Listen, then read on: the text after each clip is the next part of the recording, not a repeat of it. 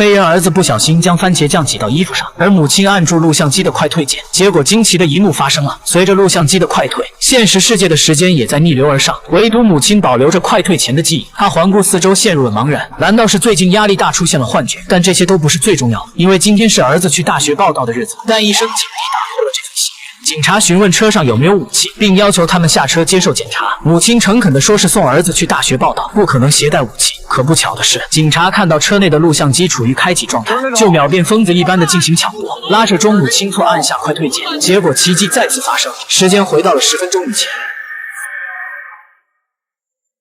不明所以的母亲连忙问道：“那该死的警察去哪了？”此时坏儿子一脸茫然：“你是穿越剧看多了吗？哪有什么警察？”意识到不是幻觉的母亲马上命令儿子将车停下，冷静冷静。也就在此时，那个警察再次赶来找茬，于是儿子与警察发生了争执，可对方正好借题发挥，趁机发难。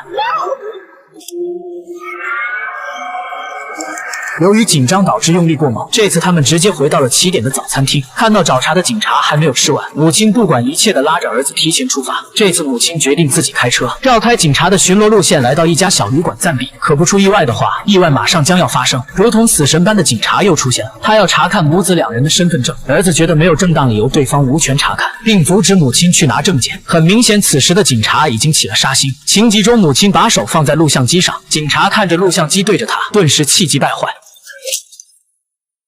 见悲剧重演，母亲立刻按下快退键，如同前几次一样，时间又回到了终点。那个该死的警察依旧坐在那里，而这次母亲不打算坐以待毙，主动和他套近乎，还请对方吃了苹果派。毕竟吃人的嘴短，拿人的手软。闲聊了许久，母亲才肯放心的离开。可一切的事物如彭罗斯阶梯一般陷入无限的循环，警察终究还是叫住了母子二人。经过多次重复的惊悚经历，让母亲身心疲惫，情绪也变得歇斯底里。儿子体谅母亲的情绪，马上跑到车里去取证件交给警察，恰好给了警察一个正当防卫的理由。